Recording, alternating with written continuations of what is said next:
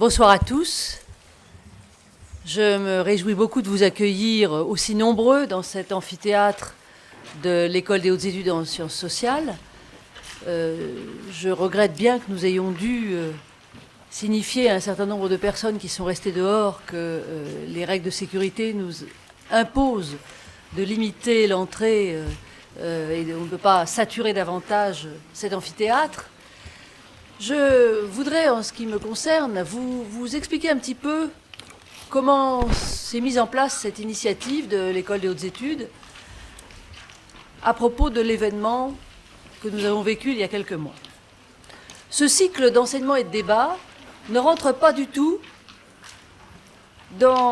constitue plutôt une première dans l'histoire des activités de ce que nous appelons nos cercles de formation. Ces cercles de formation répondent en règle générale à des demandes, comme leur nom l'indique, de formation, qui émanent des administrations, des collectivités territoriales, des associations, des entreprises, qui s'adressent à l'école pour qu'on fabrique des programmes de formation à partir des ressources que sont la recherche et les séminaires qui ont lieu dans cette maison. Ce n'est pas vraiment une entreprise de formation permanente, à beaucoup près, mais les cercles ont pour mission de signifier notre souci d'ouvrir l'école à d'autres publics que ceux de nos seuls étudiants de master et de doctorat. D'autres publics qui d'ailleurs fréquentent l'école assez souvent, puisque dans les séminaires, il y a énormément d'auditeurs libres qui viennent écouter le séminaire de tel ou tel et qui, à travers ce mode de formation, complètent leur propre parcours.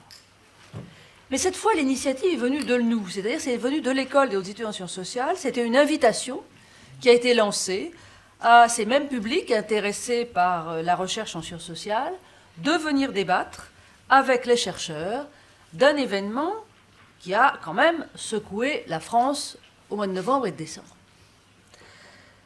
Ce mouvement de protestation, ces mouvements de protestation des jeunes, des cités, sont exprimés avec une force exceptionnelle. Ils ont été regardés à l'étranger comme quelque chose de tout à fait singulier.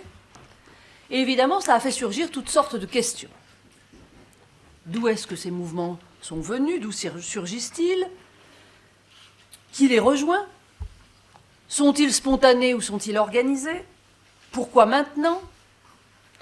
De quoi sont-ils le symptôme? Comment répondre à la désespérance ou à la révolte dont ils témoignent? Pourquoi en France? Peuvent-ils se comparer avec d'autres mouvements dans le temps et dans l'espace? Toutes ces questions ont été très largement posées avec toutes sortes de tentatives pour y répondre à chaud du côté des politiques, du côté des médias. Et toutes ces questions révèlent l'extrême difficulté, préalable en quelque sorte, d'analyser et de comprendre ce qui était en train de se passer et ce qui fait que nous ne sortons pas, personne, indemne de ces épisodes. Alors du côté des chercheurs en sciences sociales, ceci a rendu tout à fait sensible, au fond, la difficulté dans laquelle nous nous trouvons. D'un côté, nous sommes tous, sociologues, anthropologues, historiens, économistes, nous sommes tous très souvent sollicités par les médias, ou par souvent par les médias, d'intervenir immédiatement, à chaud, dans le débat public, de répondre en 3 secondes, en 2 minutes et demie, pas plus, pour expliquer l'ensemble du phénomène. Et puis, on a le temps de dire 2 phrases, et on est un peu stupéfait de ce qui sort quelquefois, même avec des médias très, très bien intentionnés et qui cherchent à donner la parole. Nous avons, nous, besoin de temps, et précisément, la temporalité des médias, et bien, c'est celle de l'urgence, de l'immédiat, et ça ne va pas ensemble, toujours. Alors, l'autre pente, ça consiste, par exemple, à écrire des livres. Le problème, c'est qu'un livre, ça demande un certain temps pour être fabriqué, ça demande un certain travail approfondi, ça demande du recul, de la distance, et finalement, quand le livre paraît, avec les délais d'une publication, l'événement est refroidi. Autrement dit, nous avons le choix, soit de réagir complètement à chaud, en un sens privé de nos moyens habituels de réflexion, et de l'autre côté, nous avons la tentation, évidemment, de nous replier sur le confort du travail académique, avec tout ce que ça implique. Alors, au fond, nous nous sommes rendus compte que tout ceci ne suffisait pas, qu'entre la réaction à chaud et le travail savant, il y avait besoin d'un moment intermédiaire. Un moment intermédiaire dans lequel chercheurs et acteurs de la société, qui ont envie de réfléchir sur ces phénomènes sociaux, pouvaient s'efforcer de produire ensemble des outils d'intelligibilité du monde dans lequel ils se meuvent ensemble. Parce qu'il faut toujours se rappeler que les chercheurs en sciences sociales, par rapport aux physiciens, aux biologistes ou aux spécialistes d'électromagnétisme, c'est que eux-mêmes sont directement partis à la réalité sociale qu'ils observent. Ils en font partie. Ils la saisissent, cette réalité, avec les ressources du langage naturel, c'est-à-dire le langage que tout un chacun parle. Leur mission est donc de contribuer au décryptage de la réalité sociale en faisant entrer cette réalité, dans cette réalité, y compris le rôle qu'eux-mêmes y jouent avec leurs théories, leurs concepts et leurs interprétations.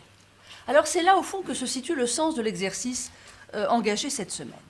S'efforcer, autant qu'on le peut, de rendre notre monde social un peu plus intelligible ou un peu moins opaque, en mettant en circulation, c'est-à-dire en débat, des approches différentes de l'événement. Celles des chercheurs entre eux, qui sont loin d'être tous d'accord, vous aurez probablement l'occasion de vous en apercevoir, mais aussi celles du public présent, qui a ses réactions et ses propres interprétations. Autant dire que si nous jouons ce jeu, au fond, de mise en circulation des interprétations, autant dire que l'effort d'intelligibilité ne risque pas de rendre les choses simples, de ramener l'événement au simple.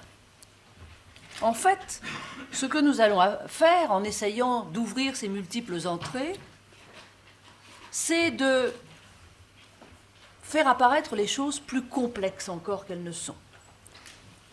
Prendre en compte en même temps les multiples déterminations sociales externes de l'événement, par exemple, le chômage produit l'exclusion, donc produit la révolte, mais également le sens que les acteurs impliqués dans ces événements ont donné à leur action, qu'il s'agisse des jeunes, des enseignants, de leurs parents, des animateurs, des politiques. Au fond, multiplier les entrées, multiplier les approches, dans un double effort pour expliquer et pour comprendre, c'est exactement cela que nous allons tenter de faire. À coup sûr, ce que nous pouvons espérer, c'est produire une lecture plurielle de l'événement, en le restituant dans sa complexité, parce que c'est paradoxalement la seule façon de le rendre lisible. Je vous remercie encore de votre présence parmi nous. J'espère que nous aurons l'occasion de vous voir et de revoir les mêmes têtes un certain nombre de soirs cette semaine, puisque c'est un travail qui va durer une semaine. Je donne la parole à Patrice Bourdelet, qui va continuer alors d'introduire précisément la thématique de cette séance. Et une fois encore, je vous souhaite la bienvenue à l'École des hautes études en sciences sociales.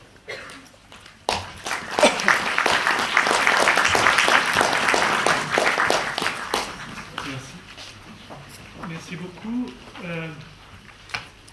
Alors, je suis moi aussi très heureux de vous accueillir, puisqu'avec Rita Hermont-Belot, ma collègue, nous avons organisé toute cette semaine de conférences et de présentations, expliquer pour mieux comprendre, effectivement. Et ce soir, nous avons voulu démarrer cette semaine par deux approches apparemment très différentes, puisque à ma droite j'ai un sociologue, à ma gauche un collègue économiste, mais qui finalement, vous allez le comprendre très rapidement, vont se rejoindre pour essayer de rendre compte de l'évolution, dans des termes différents évidemment l'un et l'autre, de ces deux dernières décennies. Donc je vais essayer de ne pas perdre de temps parce que le temps nous est compté. En effet, il faut absolument impérativement libérer l'amphithéâtre à 22 heures. Donc chacun de mes collègues va sans doute parler assez brièvement, une demi-heure, afin qu'un vrai débat puisse s'engager entre vous et eux, entre eux aussi sans doute, et que chacun puisse s'exprimer. Donc peut-être nous allons commencer par l'économie. Je dis deux mots pour présenter Robert Boyer, qui est directeur de recherche au CNRS et directeur d'études ici à l'École d'autres études, qui travaille dans le centre de recherche de Paris-Jourdan Sciences économiques. C'est l'un des principaux représentants du mouvement de l'école régulationniste en économie. Et Moi aussi, j'ai essayé d'être bref, donc 3 titres d'ouvrages récents. Théorie de la régulation, l'état des savoirs à la découverte en 2002. Une théorie du capitalisme est-elle possible, dit Jacob 2004. Et puis, la mondialisation de l'adémite 2005, un ouvrage collectif à la découverte. Le titre de l'intervention ce soir est le suivant: l'économie et l'urbain, de la synergie à la spirale des inégalités et la crise des banlieues. Merci beaucoup. Merci de cette introduction. Je suis à la fois honoré et un peu inquiet d'inaugurer ce cycle. En effet, mes travaux ne rencontrent la crise des banlieues qu'à 2 titres. Et l'un est très surprenant. J'ai failli être urbaniste. Et j'ai fait des travaux d'urbanisme pour concevoir ces fameuses ZUP. Donc, qui, dès l'époque, m'intriguaient beaucoup. Et le deuxième, plus sérieux, rassurez-vous, puisque j'ai opté pour l'économie, ça a été mon thème de recherche vise à analyser la transformation des formes sociales qui encadrent la vie économique. Et vous imaginez bien que la crise des banlieues nous révèle des éléments tout à fait précieux. Dernier point d'accroche, mes séminaires portent sur la théorie des crises. Et vous voyez très bien, il y a une méta-théorie des crises qui ne sont pas seulement économiques, mais qui sont systémiques. Alors, rassurez-vous, je suis peut-être le moins compétent de tous les panélistes, mais j'ai lu beaucoup mes collègues. Et c'est sur eux que je vais compter pour vous fournir une revue de littérature et une analyse.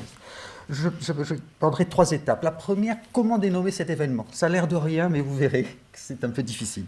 Deuxièmement, comment en est-on arrivé là? Et là, je voudrais mettre en perspective historique. C'est une bonne méthode de voir comment on en est arrivé là, car ces événements se répètent depuis les Minguettes. Donc, ce n'est pas tout à fait nouveau, et vous verrez que les chercheurs ont beaucoup travaillé en sciences sociales. Troisième point, quelle est la radiographie aujourd'hui? Elle est très particulière et très aiguë. Et vous verrez que se concentre sur ces zones urbaines défavorisées une série d'inégalités tout à fait impressionnantes. Et quatrièmement, quel enseignement pour les sciences sociales? Et je conclurai, au cas où vous aurez perdu, dans des enchevêtrements qui, vous allez voir, sont très compliqués. Alors, si j'étais prudent, je qualifierais les événements des banlieues. Vous savez, lorsqu'on ne sait pas caractériser les événements, c'était le cas par mai 68, on appelle événement. Alors, c'est quelque chose qui surprend et sous réserve d'analyse. Le deuxième mot qui arrive, c'est émeute. Et alors, là, on a l'idée d'un soulèvement populaire, spontané et non organisé. Et c'est le terme qui a été beaucoup repris dans les travaux, tellement académiques, mais aussi par la presse. Puis on aurait un mot compliqué, révolte, qui évoquerait qu'il y a émeute, mais action collective, en quelque sorte, et généralement accompagnée de violence, mais dans laquelle un groupe refuse l'autorité et quasiment propose presque une alternative. Puis on aurait un terme tout à fait important, violence des banlieues. Et ce terme-là est beaucoup plus récurrent. Il est paroxystimique en novembre et en décembre, mais il est régulier. En fait, quatrième terme, crise. Alors j'aime beaucoup ce mot crise parce qu'il vient de la médecine. C'est l'épisode critique où on sait si le malade va survivre ou guérir. Et la crise des banlieues nous révèle quel est le type de direction suivi par la société française. Et il y a une remarquable incertitude. Vous voyez, ça révèle un paroxysme et il y a une relative indétermination de ce qui va suivre. Alors, deuxième précaution méthodologique, chaque chercheur voit la crise en fonction de sa problématique. Et juste pour me repérer dans la myriade des articles, j'ai trouvé 3 axes. Je vais m'inscrire dans chacun d'entre eux dans un point très particulier. Le premier, c'est la tendance, je dirais, des journalistes et des politiques, événements exceptionnels et localisés. Alors que le chercheur qui, lui, étudie les répétitions aura plutôt tendance à dire mais regardons l'inscription dans l'histoire longue. Donc, premier élément, un événement isolé, exceptionnel, atypique, dont quasiment on ne pourrait pas faire la théorie. Et l'autre, non, c'est un événement dont on a déjà eu de nombreuses éditions qui se répètent, qui s'inscrivent, au point même que, vous allez voir, je vais citer des travaux de collègues qui ont essayé de faire des théories fort intéressantes. Deuxième élément. Est-ce que c'est une crise purement urbaine, localisée, et alors toute l'apparence le donne, bien sûr, puisque ce n'était pas toute la France qui était affaire à ça, ou est-ce que c'est à portée sociétale? Et vous verrez que là-dessus, c'est un point extrêmement important. Je mobiliserai beaucoup les travaux de mon collègue du Collège d'études Éric Morin, qui montrent qu'il y a polarisation vers le bas dans les zones défavorisées, mais il y a évasion vers le haut des classes les plus aisées. Et donc, le phénomène est beaucoup plus compliqué que ce qui se manifeste de façon brutale. Troisième ligne de clivage, est-ce que c'est une crise du particularisme, du communautarisme, ou est-ce que c'est une crise de l'universel? Est-ce que c'est une crise ethnique, religieuse, ou politique et économique? Et vous voyez très bien que selon l'axe sur lequel on s'inscrit, on aura des conclusions tout à fait différentes. Alors pour ma part, je m'inscrirai à 3 endroits tout à fait particuliers. Le premier, tous mes travaux portent sur l'histoire longue, et je crois qu'on comprend bien le phénomène que si on le remet en situation. Et donc, pour moi, je dirais que tout commence il y a fort longtemps, il y a presque plus d'une vingtaine d'années, et on a suffisamment d'observations pour ne pas considérer que c'est un phénomène totalement atypique dont on ne trouvait aucune des lois. Deuxième élément, la crise des banlieues est plus qu'une crise localisée. C'est une crise sociétale, de structuration sociale, dont la projection spatiale ne fait que révéler l'ampleur de la structuration sociale. Donc la deuxième idée fondamentale, c'est que la crise des banlieues est la partie émergée et hautement visible d'un iceberg beaucoup plus discret qui mérite l'analyse. Troisième élément, quitte à contredire quelques philosophes célèbres, il me semble que l'origine ethnique et religieuse me paraît comme un marqueur social plus qu'une variable indépendante. Vous allez voir que dans l'histoire que je vais vous raconter, c'est la seule façon où je vais présenter peut-être des questions d'ethnicité dans cette domaine. Vous allez voir que la conjonction de la structuration sociale et des facteurs économiques va être largement suffisant pour vous expliquer, y compris les problèmes liés à l'immigration, mais qui sont venus largement d'un problème économique. J'aborde donc la deuxième partie, faisons de l'histoire.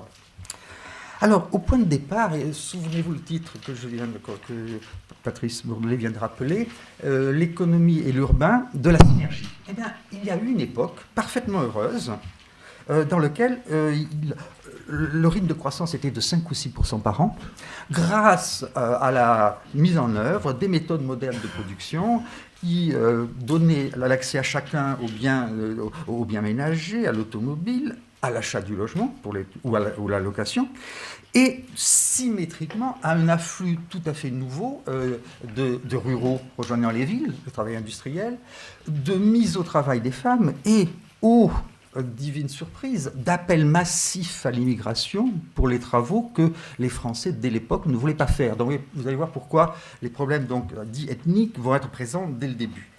Et donc on a un mécanisme tout à fait vertueux au niveau macroéconomique et tout se passe bien. Et dans le domaine de la ville, alors j'ai qualifié ce travail dans mes travaux de croissance fordiste tout à fait particulière. On produit en masse et la consommation de masse alimente grâce à une remarquable stabilisation des inégalités. Et il fallait loger tous ces nouveaux arrivants. Et c'est là que j'appellerais, mais ça n'engage que moi, ça fait référence à mes études antérieures, le grand maître, c'était Le Corbusier, et je dirais qu'en France, on a fait un Le Corbusier du pauvre. Laissez-moi vous décrire ce que ça voulait dire. On avait un zonage urbain dans lequel, fondamentalement, le comble de la modernité consistait à isoler le logement, le travail, les loisirs, les centres de pouvoir. Deuxième caractéristique de ce modèle, produire en masse des logements pour en faire baisser le coût. Troisième caractéristique, il fallait que ces logements soient lointains, parce que les charges foncières étant ce qu'elles sont, dans un modèle très simple de charges foncières, il fallait mettre le plus loin possible pour solvabiliser la demande de ces nouveaux entrants. Et alors, le paradoxe, c'est que ce modèle était relativement vertueux, puisqu'il a permis l'urbanisation, l'accès à la consommation de masse. Je n'ose pas vous raconter des chansons de Ferrat, mais on voit bien, il y a une époque heureuse de cette dynamique. Et c'est donc la synergie remarquable. Et les techniciens et technocrates et urbanistes, économistes, firent avec la meilleure bonne volonté du monde. Alors qu'arrive-t-il ? Eh bien, l'année 70, 73, 83, période rupture du modèle. Alors, la rupture du modèle est très, très, très, très vivace, puisque depuis cette époque, alors que le revenu croissait de 5 ou 6% par an, il ne croît plus que de 1% par an. Et vous comprenez bien que ça change énormément les capacités de redistribution de l'État vers la couverture sociale. Deuxième élément, se développe à partir de cette époque un chômage durable qui est lié au ralentissement de la croissance, malgré d'ailleurs un ralentissement corrélatif de la productivité. Du coup, chose tout à fait importante, on observe un début de rationnement de l'accès à l'emploi. Et c'est là l'un des thèmes dominants de tout mon exposé. Une des grandes inégalités de la société française, c'est moins les inégalités de revenus, qui ont beaucoup exposé qu'on le pense, que l'inégalité de l'accès à l'emploi. Et ça vient de très loin, ça vient donc de début des années 70. Dans le domaine de l'urbanisme, il se passe deux choses. Les tensions sur le revenu se manifestent, puisque le revenu se ralentit. Les politiques de stabilisation font monter le taux d'intérêt qui était négatif, qui était réel, qui fait qu'il était très avantageux d'acheter les logements, mais lorsque le taux d'intérêt réel remonte, ça devient difficile. Donc ça exclut la montée ascendante des classes populaires qui étaient dans les zones, dans les ZUP, comme espace transitoire. Troisième élément, on trouve des tensions dans la couverture sociale. C'est dès cette époque qu'on ne cesse de réviser l'allocation chômage, les allocations familiales, etc., du fait du ralentissement de la croissance. Puis on débouche alors sur, pour opposer aux 30 glorieuses, aux 20 douloureuses, les années de 83 jusqu'à nos jours. Alors là, la croissance est durablement ralentie, parce que dans les années 80, on avait pu imaginer que c'était un ralentissement transitoire. Le chômage devient durable et de masse. Et alors le phénomène tout à fait nouveau, des générations qui entrent au mauvais moment dans l'emploi sont durablement exclues de l'emploi, et même lorsque la croissance repart, ce sont les nouvelles générations mieux formées qui prennent leur emploi. Donc c'est à cette époque-là qu'on produit des jeunes qui ont mettront 5 ou 10 années pour entrer définitivement sur le marché du travail. En matière politique, on a aussi un changement tout à fait important. Si dans les années 60, tout le monde était keynésien, dans les années 80, se diffuse la contre-révolution monétariste et conservatrice. Dans les années 80, le grand aspirateur des politiques publiques, c'est Schumpeter, rendre le territoire attractif, ce qui change complètement la finalité des orientations publiques qui vont essayer fondamentalement de relancer la dynamique économique et beaucoup moins de combler les plaies sociales. En matière d'urbanisme, alors c'est là où le phénomène est le plus durable, ce qui était supposé transitoire devient durable, dans la mesure où des individus qui pensaient pouvoir se mouvoir dans un autre aspect de la vie sont bloqués par le fait que le revenu stagne, ils alternent des phases d'emploi et de chômage, et symétriquement, les plus aisés bénéficient des programmes d'accès au logement, qui fait donc apparaître une segmentation de plus en plus marquée, au point que se ralentit la mobilité au sein donc, de ces ensembles. Troisième changement dans l'ordre social, alors que le contrat, excusez-moi, j'ai préparé ça avant les domaines de grande actualité, alors que le contrat social le contrat du travail était un contrat typique à durée indéterminée, se multiplient les formes de contrats. Et ces formes de contrats à durée déterminée, d'intérim, de stage, de formation, etc., seront spécialement développées à l'égard de ceux qui sont les plus mal placés sur le marché du travail. Du coup, si je vais résumer l'argumentation historique, sur la crise des banlieues vont se télescoper 3 crises, ce qui explique son caractère explosif. Pour qu'il y ait une telle violence, ce n'est pas une seule cause, il y en a 3 au moins. La première, la crise du régime de croissance français. Et vous savez très bien que, ça c'est du côté des ministres des Finances, mais on scrute le taux de croissance parce qu'effectivement, si on passe de 1 à 2,5, beaucoup de choses changent dans les arbitrages sociaux, dans la compatibilité d'une politique d'innovation et d'une politique sociale. Ce régime de croissance nouveau n'a pas été trouvé. Et les choix se font d'une dureté tout à fait grande. Et la conséquence en est un rationnement de plus en plus accru sur le marché du travail. Et voilà où apparaît le premier phénomène. Et alors, bien sûr, les plus défavorisés sont les plus rationnés. Parce que, dans cette optique-là, le diplôme, par ailleurs critiqué, reste un indicateur très fort de sélection des individus. Deuxième élément, c'est ce que Catherine Madiot avait appelé, qui avait détecté très vite, très précocement, la crise urbaine, c'est le coût de la non-ville. Parce que dans la conception initiale des ZUP, ces ZUP ne comportaient aucun café, aucun restaurant, aucun service public, c'était purement fonctionnel.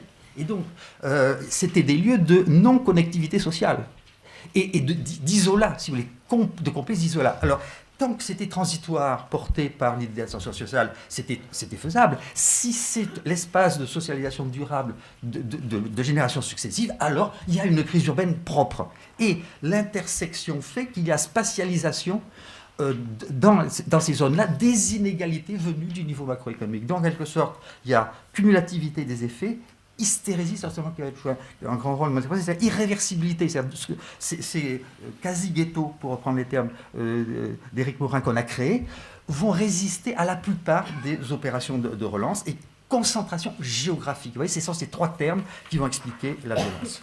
Du coup, je vous propose maintenant de faire la radiographie. Cette radiographie est un peu désespérante parce qu'elle montre la complexité des mécanismes qui expliquent ce renversement.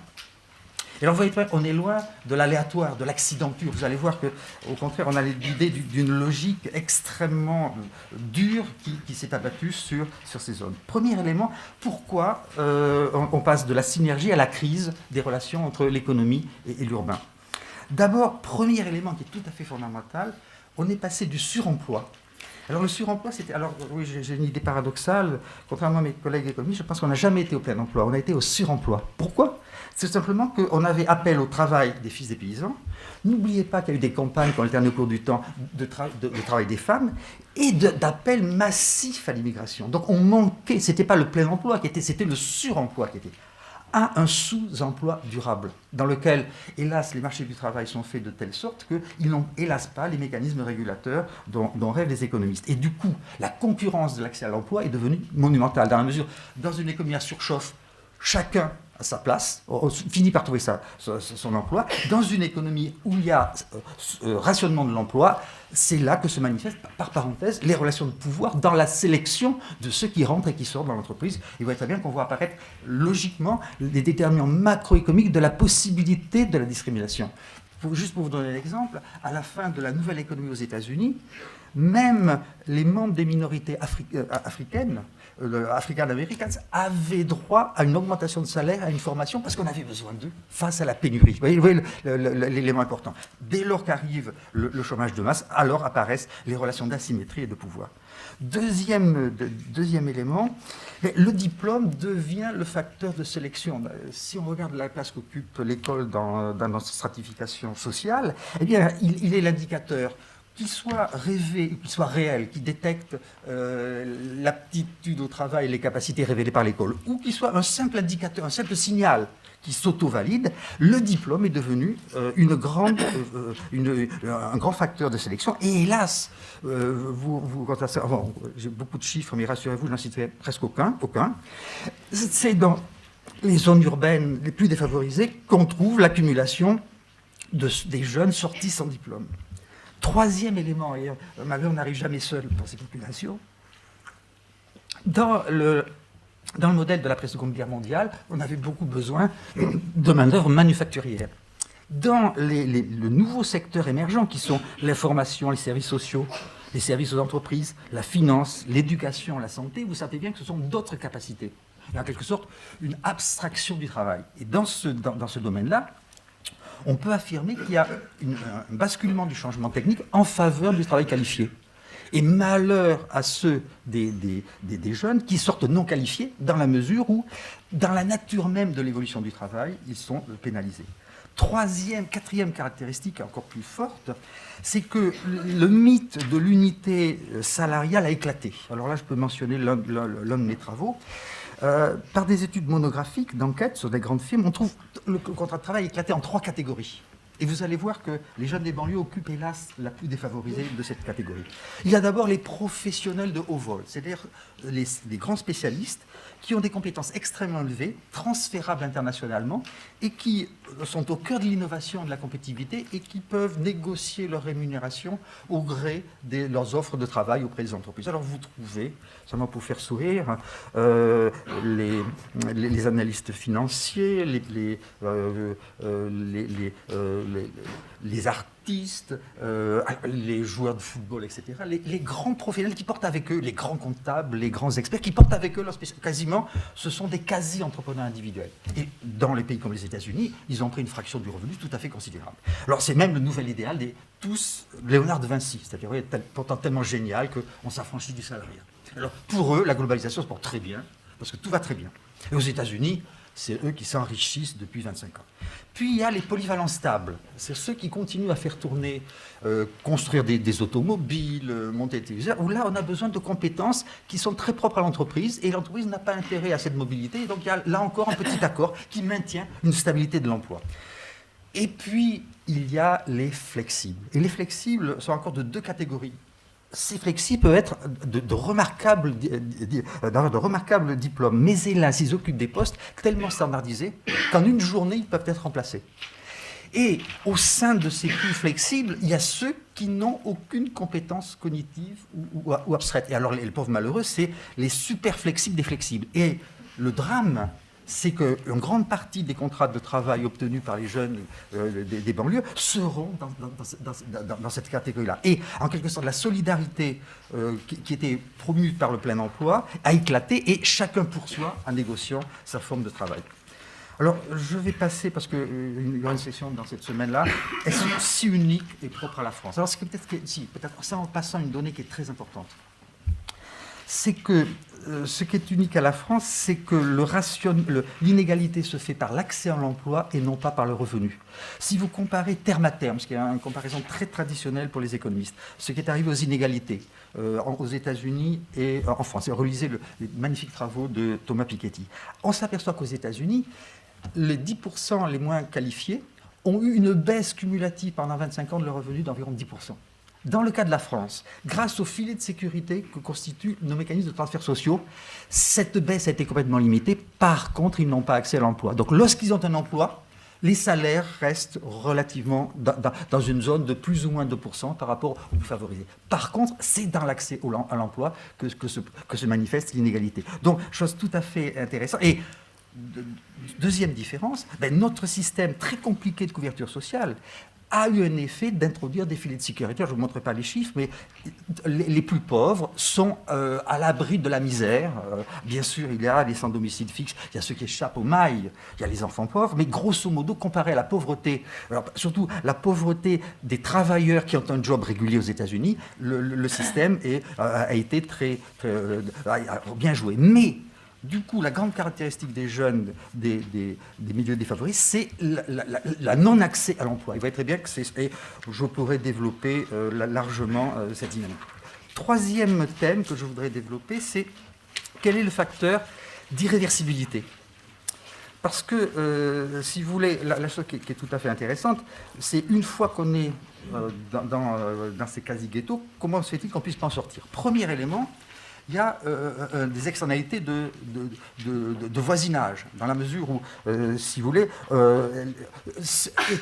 du fait même des choix des plus aisés, d'aller dans des zones où les écoles sont bien fréquentées et de bonne qualité, vous avez un mécanisme d'externalisation, de constitution. Alors, par exemple, Roland Benamou, un de nos collègues économistes établis aux États-Unis, a fait de remarquables modèles. Dès lors qu'on laisse ce choix aux individus, vous avez une stratification spontanée de la ville qui va grouper des quasi-équivalents qui ne veulent pas être pénalisés par les externalités négatives, soit dans le prix de leur logement, soit dans l'éducation de leurs enfants. Et donc, premier élément. Et ce phénomène va de plus en plus profondément, puisque à l'opposé des zones urbaines sensibles, vous avez les gated communities, c'est-à-dire les villes quasiment privées, dans lesquelles, comme aux États-Unis, vous avez quasiment un affranchissement de l'espace public. Deuxième élément, vous savez que le chômage de longue durée détériore les compétences des individus. Et c'est bien le drame du chômage de longue durée.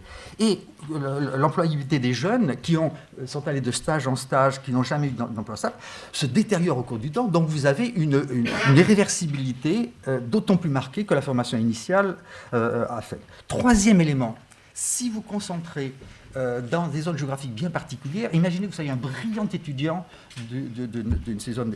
Vous allez être discriminé statistiquement, parce que l'employeur va imaginer que venant de cette zone, par un raisonnement bayésien, vous partagez les caractéristiques de votre communauté. Donc sur cet ensemble-là, vous avez ce qu'on appelle une discrimination statistique, par la stigmatisation, alors même que vous êtes. Là, vous comprenez mieux l'intérêt des stratégies, je sais que c'est controversé, du directeur de Sciences Po, pour essayer d'aller extraire de ces milieux-là, pour au moins donner une chance. Quatrième caractéristique, la permanence de l'exclusion se reproduit d'une génération à l'autre. Si vous suivez bien que le phénomène se passe dès le début des années 80, vous avez déjà la génération d'enfants, de parents qui ont été durablement exclus du marché du travail, ce qui forme de façon extrêmement spécifique les habitus. Cinquième hystérèse, on attend encore le retour à une croissance rapide pour l'économie française. Vous voyez, alors ça désespère non seulement le ministère des Finances, mais plus encore les banlieues. Du coup, si je m'arrêtais là, quel message pour les sciences sociales, parce que je crois que mon temps va s'épuiser. Alors, vous voyez, moi, la chose qui voudrait vous convaincre, et croyez-moi, j'ai rarement le patriotisme, je trouve que les chercheurs fonctionnent à partir de ce qu'ils ne comprennent pas. Et rassurez-vous, il y a des milliers de choses que je ne comprends pas. Mais notre communauté a relativement, je vais vous citer quelques travaux tout à fait prophétiques. Bon, je n'ose pas mentionner François Duvet qui va développer son point de vue, c'est lui qui a initié depuis 20 ans, moi je suis un jeune débutant. Oui, il faut bien sourire. Alors, mais laissez-moi vous dire quelques-uns des travaux. Ben, par exemple, Stéphane Beau et Michel Pialou, qui sont des sociologues du travail, en enquêtant sur Peugeot, fréquentant pendant des années, ils étaient présents au moment d'une explosion à Montbéliard. Et on fait une théorie, je vous conseille de lire leur ouvrage, absolument remarquable de cette forme de violence. Donc, pourquoi peut-il avoir théorie? Parce que depuis les Minguettes, il y a eu des répétitions de ces événements. Deuxième élément, bien, mes collègues économistes, certains d'entre eux sont conviés auprès du Premier ministre pour faire des rapports. Alors, c'est le rapport du Conseil d'analyse économique. Et alors là, je vais vous dire, la lecture de ces rapports est un peu effrayante, parce que le diagnostic était formulé dès l'année 2000. C'est tout à fait intéressant.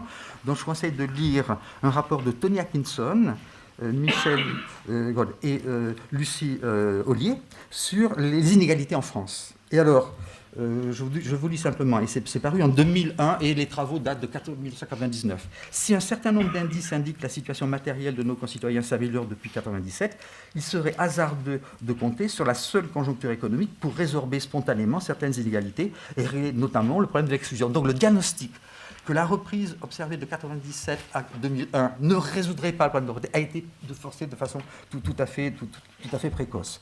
De même, un deuxième rapport que je vous conseille de lire, c'est celui de Jean-Paul Fitoussi, Louis Laurent et Joël Maurice sur la ségrégation urbaine. Et là, la chose qui est tout à fait intéressante, on trouve pareil, le même avertissement, que les politiques urbaines qui ont été très développées, parce que la chose qui est tout à fait intéressante, je vais vous citer quelques chiffres, les politiques eux-mêmes ont eu conscience de cette crise. Eh bien, n'a pas pu enrayer les spirales vicieuses que je viens vous décrire tout à fait rapidement. Si maintenant je prends les travaux de Christian Baudelot sur un magnifique ouvrage « Avoir 30 ans », ben, il montre comment le désespoir des enfants des classes populaires qui avaient obtenu des diplômes et qui, se présentant sur le marché, n'arrivent pas à avoir un poste, nous écrit à nouveau, par exemple, le lien entre exclusion et éducation. On pourrait encore continuer. Une spécialiste d'économie urbaine avait écrit de façon très précoce l'émergence d'une crise par alors, son analyse étant très intéressante, la non-viabilité à long terme du type de socialisation promu par les choix urbanistiques des années 60. Alors, dernière remarque avant de conclure, eh bien, on pourrait dire que rien n'a été fait. Ben, c'est presque l'inverse. Alors, c'est le plus désespérant, hein, c'est que lorsqu'arrive une crise, arrivent les niakas. Eh bien, c'est un peu difficile, parce que d'abord, c'est la gauche qui crée un ministère de la Ville, et donc ça date de fort longtemps, du début des années 80. Ensuite, on a dans les années 90, on crée, alors bien sûr, on crée les zones d'éducation prioritaire, parce qu'on s'est aperçu qu'il y avait cumulativité de l'absence d'accès à l'éducation et de la concentration urbaine. On va même plus loin, on crée des zones franches pour essayer d'attirer les entreprises en détaxant de cotisations sociales et de taxes d'apprentissage.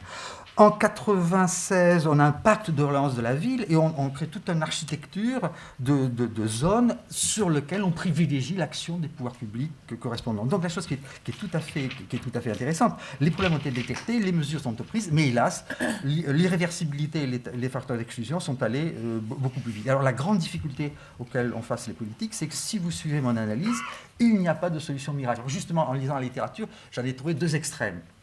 Mes collègues macroéconomistes disent « promouvons la croissance ». Alors là, ils ont toute une série de propositions. Et si on arrive à trouver 3,5% de croissance, vous allez voir qu'au bout de 10 ans, les ghettos vont se résorber. Et puis, j'ai au contraire une collègue sociologue qui dit non, il faut faire détruire l'ensemble des UP et utiliser les logements vacants pour transformer l'ensemble des éléments. Et ceci suffirait à créer du lien social. Et vous voyez très bien qu'on est entre les deux. On peut pas voir, les deux solutions sont extrêmes. Parce qu'en gros, grosso modo, si même on transforme tous les défavorisés dans les centres, c'est pas ça qui fera créer de l'emploi à l'époque de compétition internationale, de recherche. Vous voyez le problème. Et réciproquement, on pourra faire de remarquables gains de productivité tout en laissant laisser pour compte. Et donc on voit bien qu'il faut mêler. Alors l'analyse est relativement subtile, mais comme vous savez, la politique c'est plutôt de l'art, alors que la science vous décrit des régularités. causalité. Et l'enchevêtrement des causalités est tellement fort que, en quelque sorte, on ne sait pas par quel bout commencer. Et on voit bien que, par parenthèse, ça donne des idées simples aux hommes politiques, puisque lorsqu'on parle à TF1, comme vous l'avez très bien dit, hein, en 30 secondes, vous vous rendez compte, on ne peut pas raconter le quart du dixième de ce que c'est de faire passer. Et donc on y va à la serpe, et souvenez-vous les propos mémorables qui ont été échangés, qui sont absolument remarquables. Pour moi, c'est un bêtisier qui dans les jours de tristesse, me réjouit, parce que je ne croyais pas qu'on puisse dire autant de bêtises hein, dans une ère des Lumières. Conclure, 4 idées. Ben écoutez, c'est le résultat d'un long processus initié depuis 20 ans. Et c'est là où, à mon avis, il ne faut pas se tromper. Et la chose qui est intéressante, c'est que ces tendances se projettent et se composent de façon visible dans une crise urbaine, mais elles ont leur partie beaucoup plus cachée, qui est le vote par des classes les plus aisées qui ont elles-mêmes quitté les zones et qui sont relativement contre la mixité. Il va être très bien que la loi de rénovation urbaine qui impose que 20% des logements sociaux d'ici 20 ans soient des logements sociaux locatifs, ben, les municipalités bien mises préfèrent payer l'indemnité de pénalité plutôt que d'organiser ces éléments. Deuxième élément, on a un effet d'irréversibilité tout à fait considérable. Il ne suffit plus maintenant de relancer la croissance. Donc là, c'est quelque chose qui est tout à fait... c'est un thème qui me préoccupe beaucoup et qui est propre à l'économie. La plupart de nos modèles sont réversibles. C'est-à-dire que par des commodités de formalisation, on peut toujours revenir au point qu'on a parti. Or, hélas, même si on annule les actions défavorables, hélas, on ne peut pas revenir instantanément à l'état antérieur. Et ça, c'est un problème théorique absolument fondamental. Troisième difficulté, vous avez vu que mon exposé, il y a beaucoup de facteurs économiques, le rationnement des emplois, mais vous avez vu, là j'emprunterai la phrase à Éric Mourin, tout à fait méticuleux de sa analyse, il parle d'une inégalité sociale dans le processus de constitution des personnes. Il voit très bien que pour un économiste, c'est quand même un aveu tout à fait remarquable. Les individus sont formés par leur contexte. Vous voyez très bien. Donc on a créé des individus dont le comportement est adéquat. Alors, j'ai passé les problèmes d'économie illégale, d'économie bien sûr souterraine, etc. Mais on voit bien. Et troisième élément, vous avez un élément de spatialisation. Les urbanistes, le Corbusien moderniste, on n'avait pas une bonne théorie de ce qu'est une ville viable. Et hélas, ce sont les populations qui ont été bloquées dans cette dynamique-là qui en ont fait les frais. Quatrième résultat, tous ces facteurs ne sont pas substituables. On peut imaginer de faire beaucoup de macroéconomie ou beaucoup d'urbanisme. Hélas, il faut les combiner. Et ça rend extrêmement difficile les solutions parce que l'origine de la crise est relativement, rétrospectivement facile à mettre en œuvre. Faire sortir de l'ornière de ces politiques-là, c'est beaucoup plus difficile. Et hélas, triomphent les idées simples. Heureusement, les chercheurs sont là pour rappeler que le monde est bien plus compliqué que les hommes politiques voudraient le croire.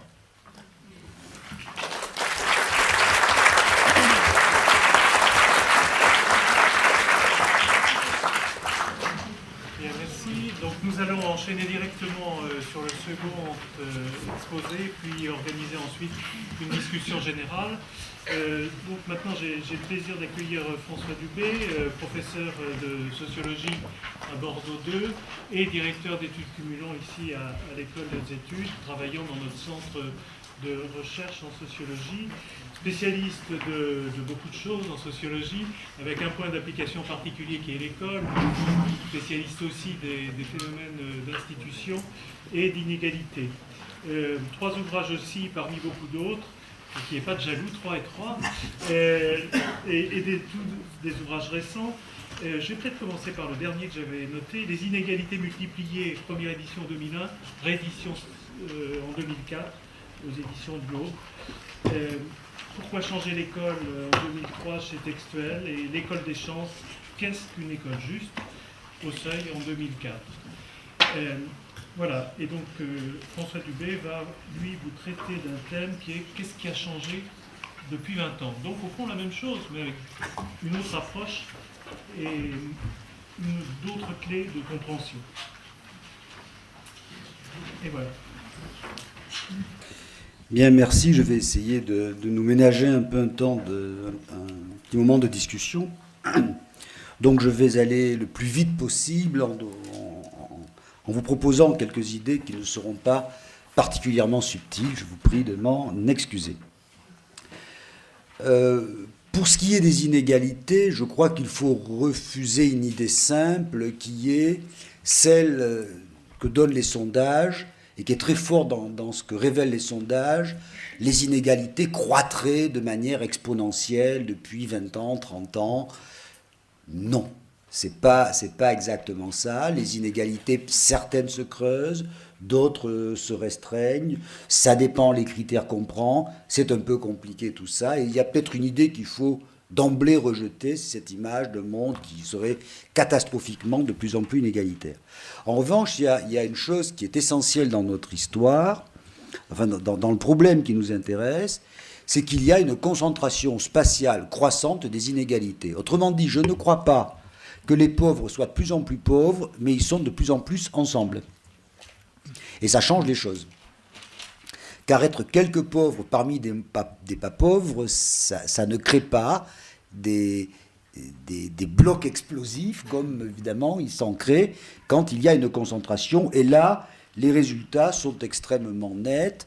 Quand vous prenez les quartiers, comme on dit, sensibles, difficiles, etc., vous pouvez doubler à peu près à tous les coups le nombre de RMistes, le nombre de chômeurs, le nombre de délinquants, le nombre de victimes de la délinquance, car je voudrais dire une chose, c'est que les délinquants préfèrent piller leurs voisins, parce que c'est plus simple quand même que les riches, contrairement à une légende. Donc vous avez une concentration d'à peu près tous les problèmes, et toutes les enquêtes qui ont été faites par les urbanistes, les géographes, mes collègues sociologues qui travaillent là-dessus, Donzelot, Lagrange, Auberti, Pretzey, montrent que, mais de manière extrêmement sensible, sur une ville comme Paris, les quartiers riches le sont de plus en plus et les quartiers pauvres le sont de plus en plus. Et c'est extrêmement spectaculaire. Pour les problèmes qui m'intéressent, dans les HLM, par exemple, le taux d'étrangers est passé en 4 ans de 13 à 18%, ce qui est beaucoup. Et en même temps, et ce qui est surtout beaucoup, le taux de rotation des immeubles et des appartements est complètement tombé. Dans les années 60, les HLM, comme cela a été dit, fonctionnaient comme des sortes de sas. Les jeunes ménages, les ouvriers, ils passaient 3 ans, quand ils avaient un peu d'argent, ils achetaient une maison Phoenix, ils partaient, ils étaient remplacés par d'autres. C'était pas très joli, c'était pas très vivable, mais comme on n'allait pas y rester, c'était pas grave. Tandis qu'aujourd'hui, évidemment, les gens restent. Et vous avez, me disait l'office HLM, il y a à peu près 1% d'appartements qui bougent. C'est-à-dire que les gens sont littéralement cloués dans le HLM, et ce qu'on n'aime pas dans le HLM, c'est son voisin. Bon. Parce qu'il est aussi pauvre que vous, et donc c'est quelqu'un d'assez désagréable, évidemment.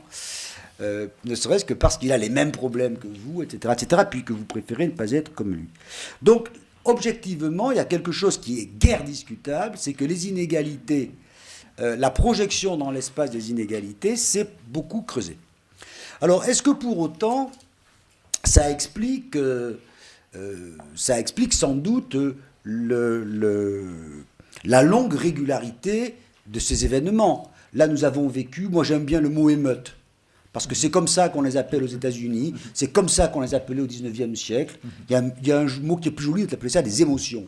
Bon, mais on va garder le mot émeute, parce qu'autrement, violence urbaine a un petit aspect chic qui m'agace quand même. Bon.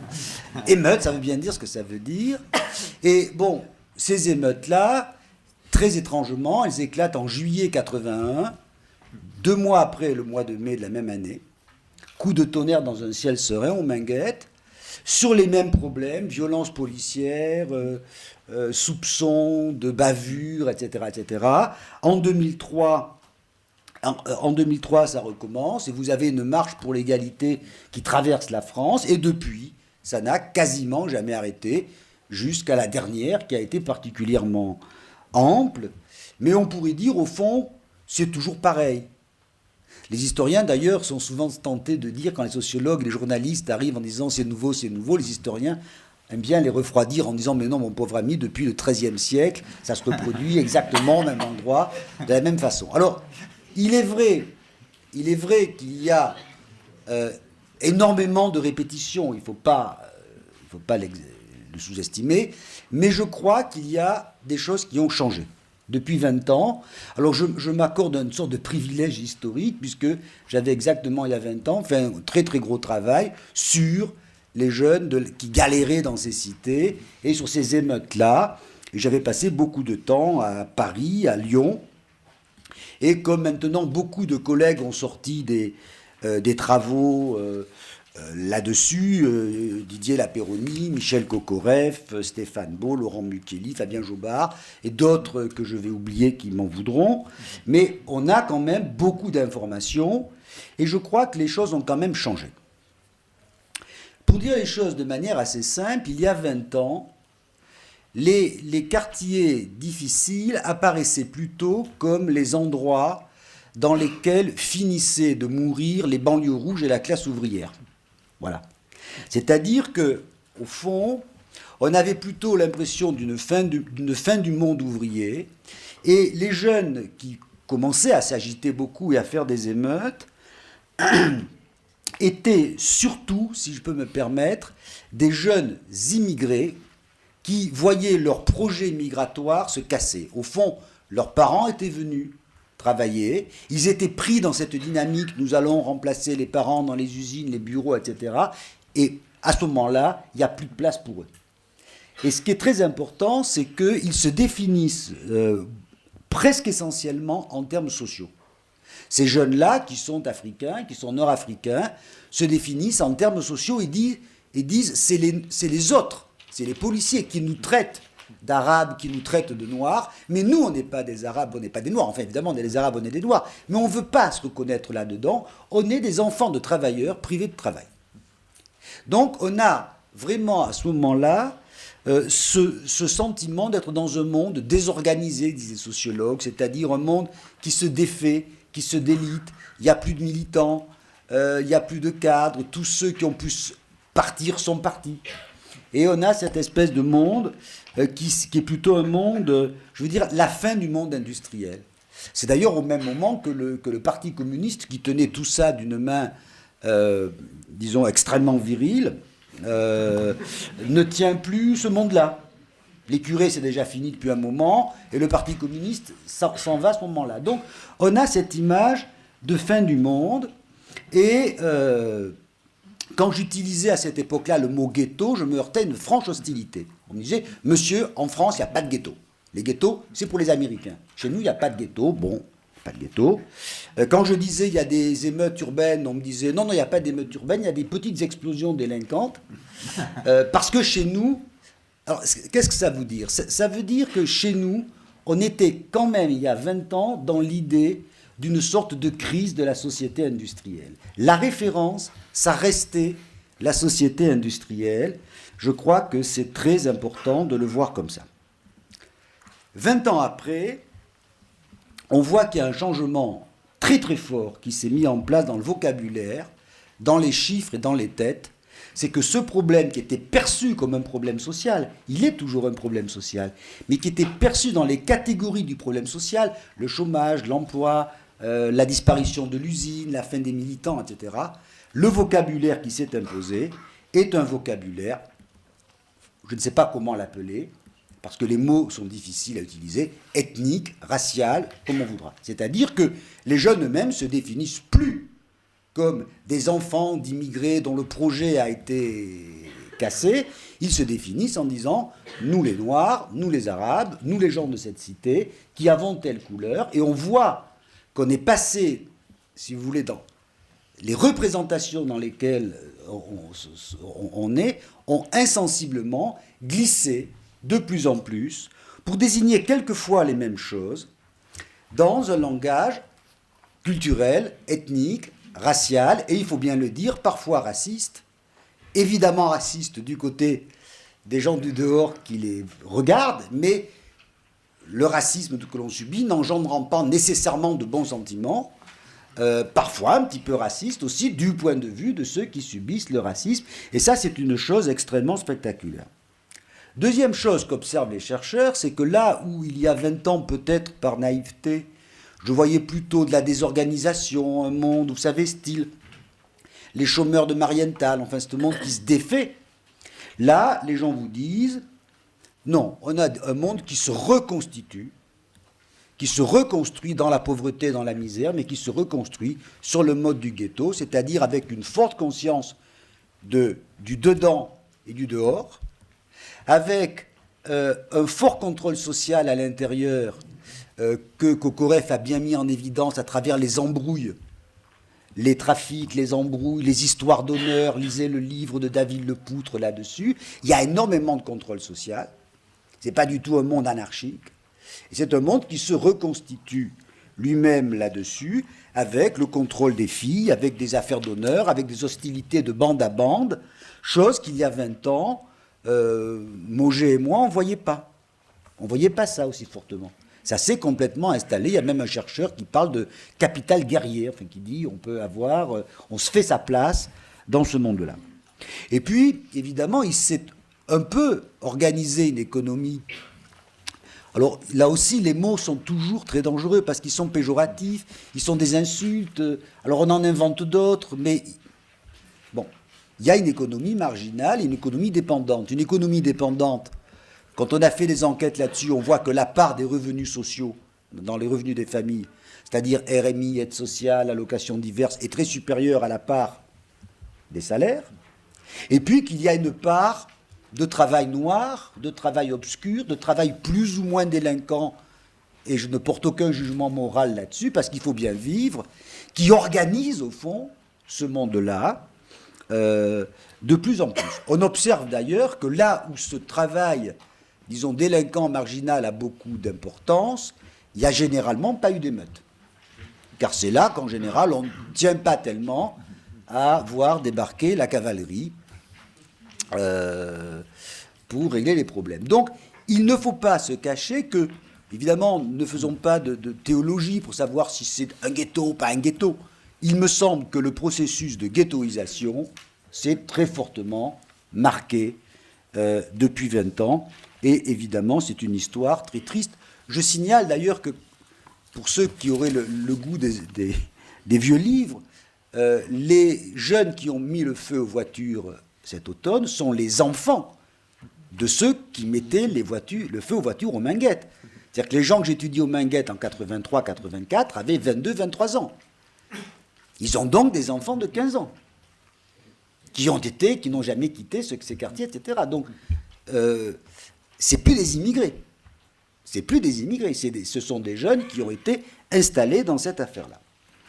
Dans ces quartiers aussi, je crois que la figure de l'homme, du militant, la figure du travailleur social, porté par un projet de libération, etc., a quand même été remplacée par la figure de l'homme de foi, de l'homme qui parle au nom de la communauté, de l'homme vertueux, du puritain.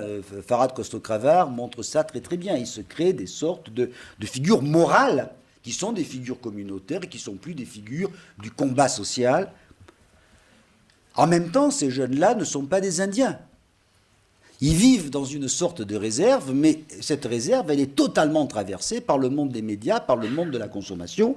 Et ce qui est extrêmement spectaculaire, c'est que comme aux États-Unis, où l'essentiel de la culture populaire est une culture black, la culture juvénile populaire est black, en France, cette culture, cette image des banlieues, le rap, les vêtements, la manière de parler, se sont imposés culturellement, alors que ces jeunes sont socialement complètement exclus. Je suis très frappé, par exemple, de rencontrer des jeunes français de souche, comme on dit, de banlieue, qui ont un accent arabe à couper au couteau, alors que leur père est vraisemblablement auvergnat, et qui parlent avec la gestuelle, le corps complètement, black, beurre, etc. Il veut dire, ils ont triomphé, ils se sont, ce monde-là s'est culturellement imposé, je crois que c'est très important. Et puis, bien évidemment, la mobilité sociale étant extrêmement faible, on est dans un monde qui est quand même assez endogène, et ceux qui s'en sortent, sortent. Et ça, c'est l'énorme différence avec le mouvement ouvrier. Pendant très longtemps, l'ouvrier qui réussissait devenait militant et restait dans son quartier et le tirait. L'instituteur devenait, fils de paysan qui devenait instituteur, restait dans son village et le tirait. On comprend bien aujourd'hui que dans ces quartiers, celui qui s'en sort se tire, si je peux me permettre. Et il faudrait vraiment une dose d'hypocrisie très épaisse pour le lui reprocher. Et donc vous avez On l'a vu par exemple dans les années de croissance et de diminution très forte du chômage entre 1997 et 2001, les cités se sont appauvries parce que tous ceux qui ont pu trouver de l'emploi l'ont pris, sont partis. Et ne sont restés que ceux dont la situation était de plus en plus mauvaise. Donc il me semble qu'en 25 ans, pour dire les choses très grossièrement, on est passé d'un monde ouvrier qui se défaisait avec des immigrés qui voulaient devenir ouvriers comme avant, défaisait, à un monde que je ne veux pas qualifier parce que les mots sont piégés, mais un monde qui est un monde de ghetto où les composantes sociales et culturelles se mêlent inextricablement sur un territoire qui a une conscience de plus en plus vive d'être isolé, d'être séparé, d'être coupé du monde. Autre chose qui a beaucoup changé en 20 ans, je crois, c'est que le sentiment d'exclusion s'est accru parce que la volonté d'intégration s'est renforcée. Alors ça, c'est quelque chose qui est un peu tordu, si vous me pardonnez. Il y a 20 ans, pour les jeunes immigrés, l'essentiel de la scolarité s'arrête à 16 ans au collège. Et on est, il y a 20 ans, à 32-33% d'une classe d'âge au bac, et très peu de ces jeunes atteignent ce niveau de formation. Aujourd'hui, on est à 70% du bac, une classe d'âge au bac à peu près, et donc l'école, les stages ont mis une pression très très forte en disant on va vous tirer. Et il s'est créé quelque chose que l'on connaît bien, c'est que l'école les avale et les relègue. Je vous avale pour vous mettre dans des filières qui ne sont pas les meilleures, bien évidemment. Et donc, il se crée une frustration extrême contre les institutions, notamment contre l'école, car l'école n'est pas ce dont on est privé, comme autrefois. Autrefois, l'école, j'en étais privé parce que j'étais pauvre et étranger. Aujourd'hui, l'école m'oblige à y aller pour m'exclure. Et grande nouveauté, quand même, les écoles flambent dans les émeutes, ce qui ne se voyait pas il y a 25 ans.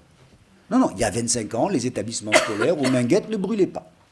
Bon, aujourd'hui, elles brûlent. Deuxième chose, évidemment, le même processus de ségrégation qu'on observe dans l'espace s'observe de manière accélérée dans l'école. C'est-à-dire que dans le quartier pauvre, les élèves sont plus pauvres que ne l'est le quartier, parce que les quelques élèves non pauvres du quartier s'en vont.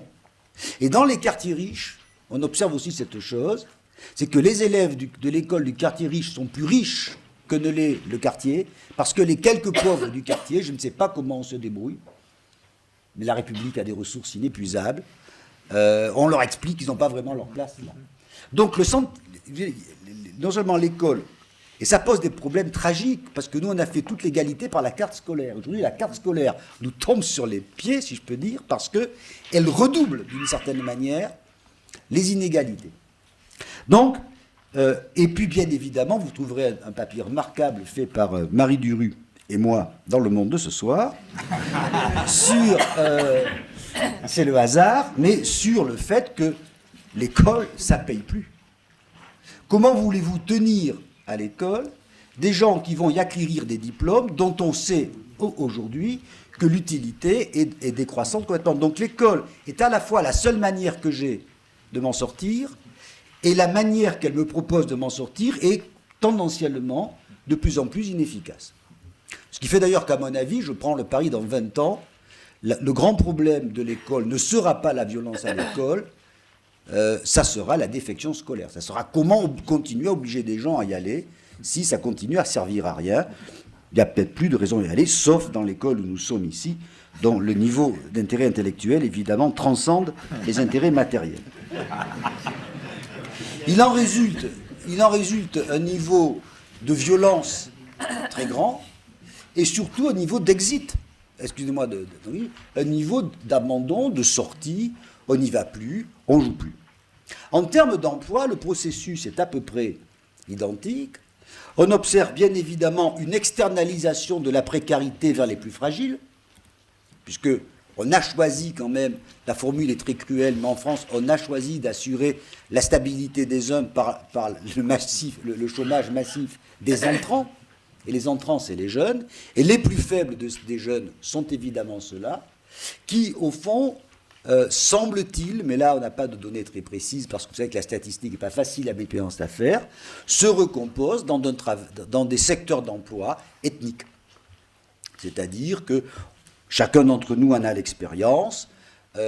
Pour éviter que les jeunes des cités pillent le grand magasin, on embauche des jeunes de ces cités comme vigiles, ce qui fait qu'on n'est pas accusé de racisme et qu'en même temps, ils savent calmer le jobard, c'est-à-dire éviter que chaque arrestation monte, etc., etc. Donc on voit qu'il se crée quand même, et on peut le dire avec d'autant plus de facilité que d'autres sociétés vivent sur des registres de ce type et au fond ont toujours à peu près vécu comme ça. Donc d'une certaine manière, le sentiment d'exclusion s'est d'autant plus renforcé que la volonté d'intégration s'est d'autant plus renforcée. Et je crois qu'il y a quelque chose de nouveau qui s'est créé en 20 ans, c'est l'image du piège. Les stages nous piègent, les PAIO nous piègent, l'école nous piège, on s'est fait piéger. On n'est pas simplement privé d'emploi, on est piégé par les institutions qui mettent des efforts considérables, car des efforts considérables sont faits pour que les gens s'en sortent. Je veux dire, on ne vit pas dans un monde qui laisse tomber les cités. Mais le problème est que, comme cela a été dit, l'économie ne relayant pas, évidemment, ces systèmes jouent là-dessus. Et il faut bien le dire aussi, ces systèmes sont totalement contrôlés par des blancs. Si vous acceptez l'idée que le monde est vu dans des catégories de plus en plus ethniques ou raciales, évidemment, les travailleurs sociaux, c'est plutôt des gens qui s'appellent Dupont. Même s'il y a de plus en plus de gens, oui, il y a de plus en plus de gens du quartier. Et on pourrait d'ailleurs se demander les processus ethniques que ça engendre. Si vous prenez le monde de l'école, évidemment, c'est... Au fond, je crois que dans certains quartiers, il y a une situation coloniale inversée. Et d'ailleurs, comme aux colonies, les colonisateurs demandent des primes, parce que c'est dangereux. Non, mais je ne plaisante pas. On n'aurait pas imaginé, à 30 ans, de donner une prime, parce que j'allais enseigner à les enfants d'ouvriers. Maintenant, je veux une prime, plus des points, pour partir le plus vite possible vers la civilisation. Je crois que ce qui a changé aussi, c'est la nature des relais. Moi, j'ai toujours fait l'hypothèse que ces jeunes étaient des classes dangereuses, c'est-à-dire que, prises dans une situation de domination, elles n'avaient pas la capacité de construire des conflits, au sens d'un mouvement ouvrier construire des conflits, donc elles sont portées par la rage, par la colère, par la révolte, par l'indignation, par une émotion. C'est pour ça que le mot était assez joli, au fond. Mais cette émotion, dans les années 80, avait déjà pas beaucoup de relais, mais leur relais, pour dire les choses très simplement, c'était la gauche républicaine, c'était SOS Racisme, c'était la marche pour l'égalité fait un triomphe. Elle chante Douce France, elle est accueillie par Mitterrand. C'est ça l'imaginaire politique. Aujourd'hui, on voit que l'imaginaire politique qui se développe est un imaginaire absolument passionnant, mais totalement en rupture de ça.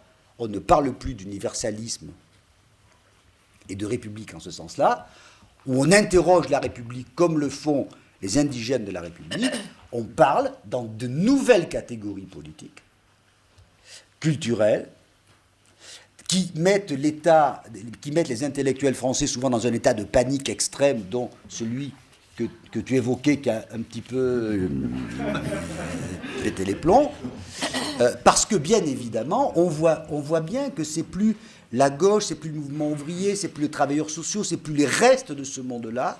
Ce sont des jeunes intellectuels issus du milieu qui posent la question de l'histoire, de l'esclavage, du racisme, de l'identité, de la culture, de comment on refait une tradition, qui pose une question nationale.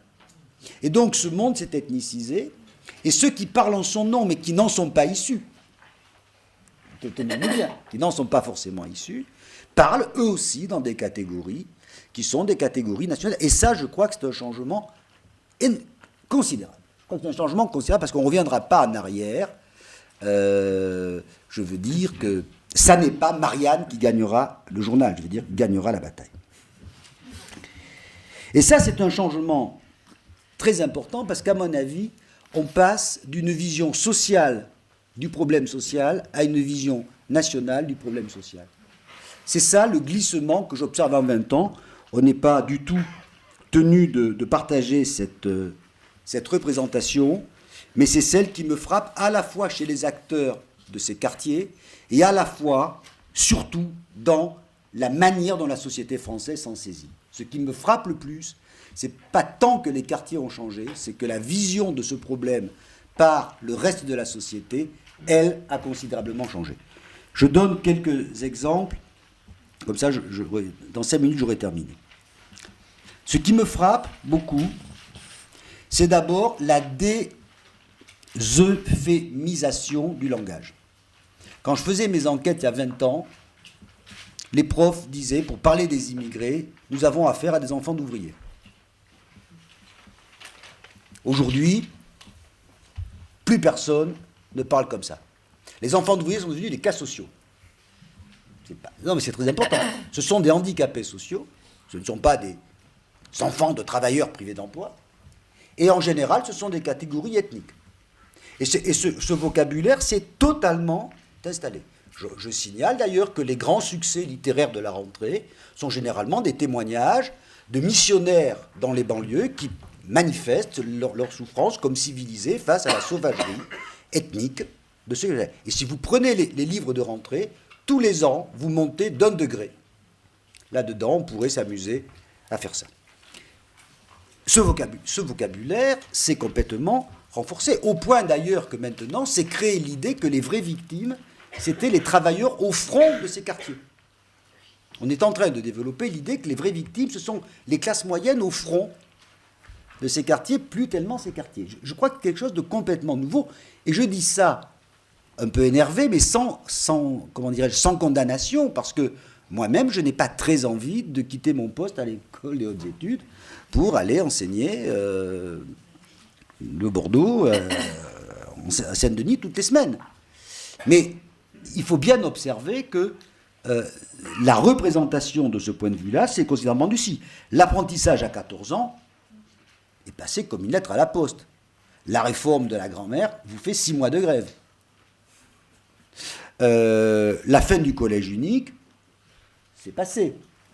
Je veux dire que là-dessus, l'insécurité fait partie des thèmes assez fortement instrumentalisés par les classes moyennes. Alors par les classes moyennes qui l'instrumentalisent dans une tradition de droite, mais par les classes moyennes qui l'instrumentalisent par une tradition de gauche, quand c'est les syndicats, etc., et nous venons de vivre un grand événement sur l'insécurité scolaire, la violence scolaire.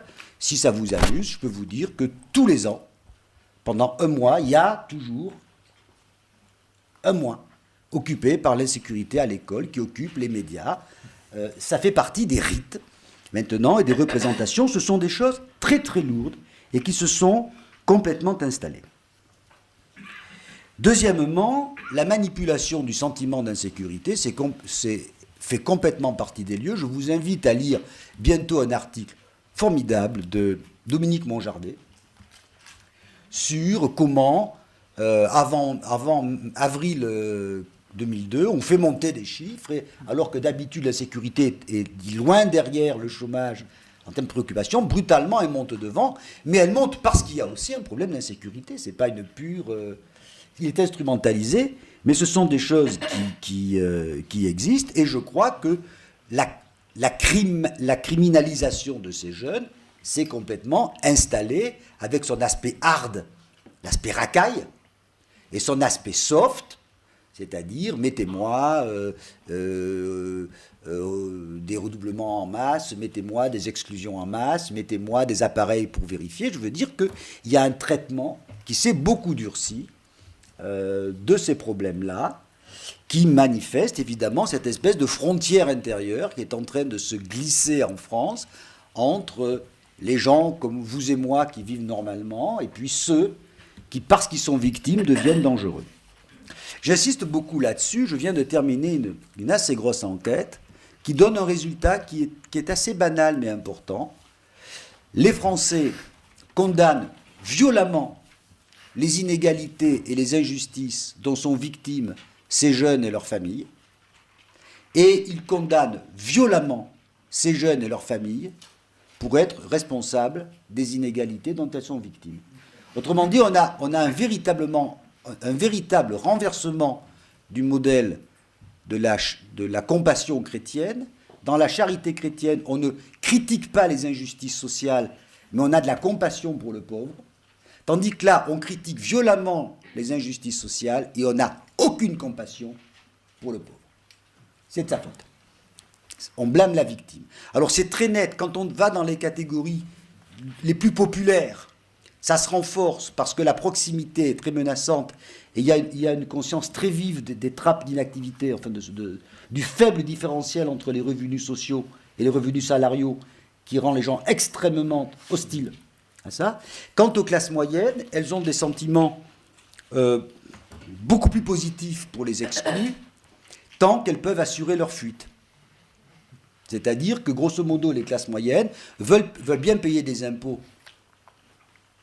des transferts sociaux, pour que ces quartiers soient tenus dans un état convenable, à condition que leurs enfants ne soient pas scolarisés avec, etc., etc. Donc, on est dans un système qui, je rejoins tout à fait ce qui a été dit, qui me semble assez bien réglé. Évidemment, je crois que l'évolution que nous vivons est en train de créer des véritables séismes dans les représentations de nos problèmes sociaux et de nos problèmes nationaux, et que, grosso modo, me semble-t-il, c'est la représentation nationale et culturelle qui est en train de s'imposer à une représentation strictement sociale. On voit bien que le thème républicain fonctionne dans les discours, à la fois comme universalisme abstrait et comme nationalisme dur. Je ne citerai aucun nom. Mais on voit bien que ce thème est en train de devenir extrêmement compliqué. On voit bien que chaque fois que la question nationale est posée, quoi qu'on en pense, et je veux fâcher personne, sur l'Europe, par exemple, la droite et la gauche explosent en vol sur la question nationale. C'est-à-dire quand on posait la question nationale, les catégories politiques sociales, nous les travailleurs et nous les patrons, ça ne tient plus. Et ça explose.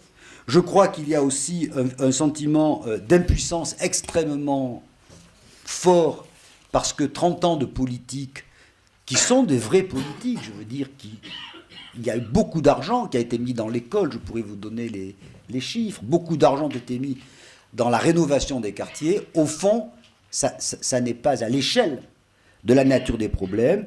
Donc, à mon avis, si ces événements peuvent jouer un rôle et ne pas être simplement un événement qui succède à un autre, etc., parce que ça dure et il n'y a pas de raison que ça s'arrête si tôt, mais je crois que ces événements sont en train de nous inscrire dans une inflexion de notre représentation de la vie sociale. Pour dire les choses de manière très simple, il y a 20 ans, les problèmes des jeunes de banlieue, d'émeutes, étaient vus comme des problèmes sociaux qui interrogeaient les classes sociales et la distribution des richesses.